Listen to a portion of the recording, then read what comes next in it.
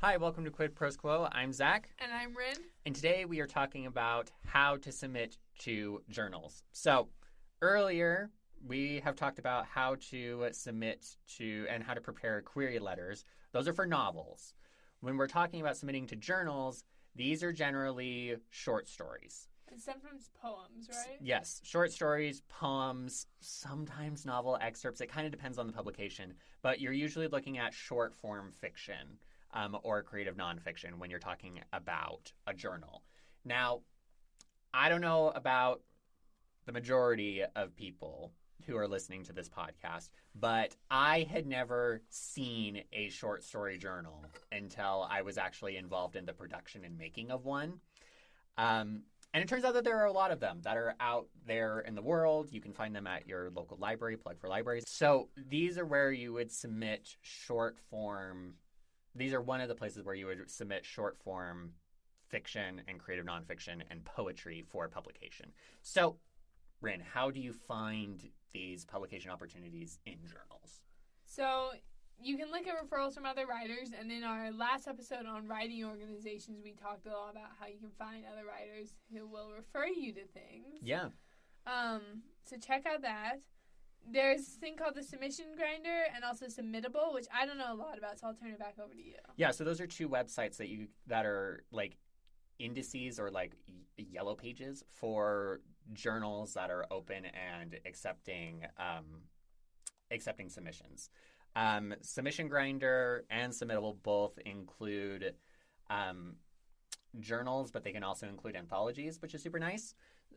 So there's lots of it's a good way to be able to parse through the mass of information that is out there on the internet to actually find the things that you're looking for, because these indexes will let you filter out by genre and by word count, as well as things to consider as far as the publication rights are concerned, which we'll talk about a little bit later.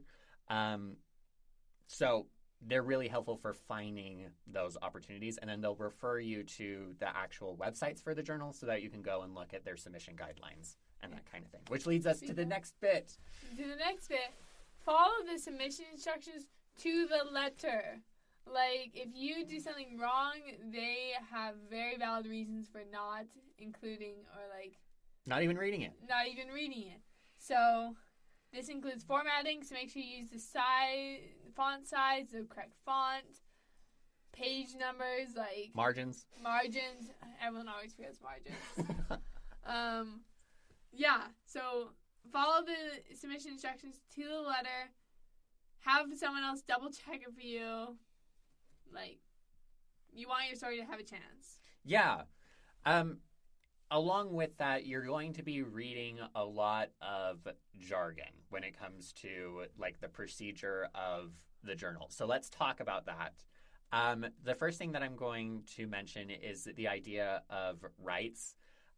You own this is not in the show notes, so I'm going AWOL. So you own the copyright to your work without ever having submitted it to the copyright office or anything. You just own the copyright. You are able to license parts of your copyright to other people, and journals will generally ask for first-time publication rights, which is just the right to publish digitally or in print your short story for the first time. If there's something that says exclusive, worldwide, irrevocable rights, run. You do not want that. You want to... That also goes for novels. Yes, that's true. You want to hold on to as many rights as possible. So make sure that you look at the rights. Make sure that you're looking at something that is first printing rights.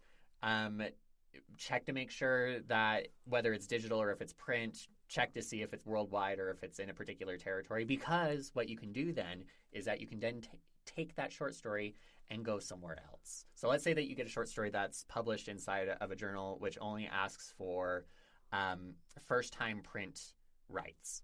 Then you can go to another journal and sell the first-time digital rights to that journal, and say that they only want digital publication rights in a specific region. I don't think that's how that works, but hypothetically. Then you could go to somebody in like Germany. Germany is really big for science fiction and fantasy.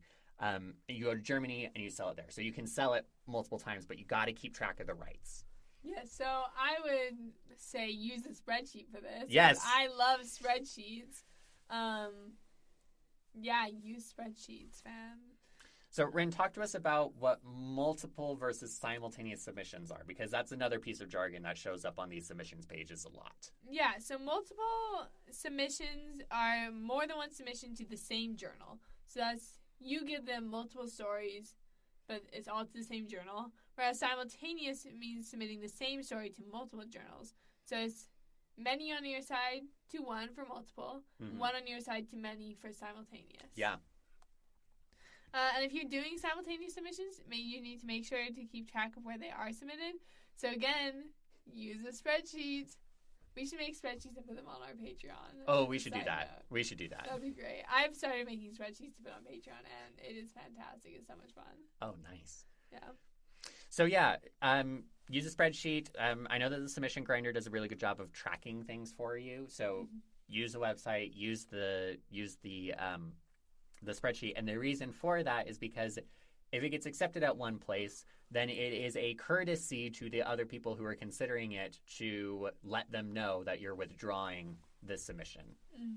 And you want to be kind to editors, because if you're not kind to editors, they will know and they will talk, and then you will not have any friends. Yeah, and it is so important to have friends in this business. Again, refer back to local writing organizations episode. Yep. When you submit a short story to a journal or magazine or whatever, you often need to include a cover letter.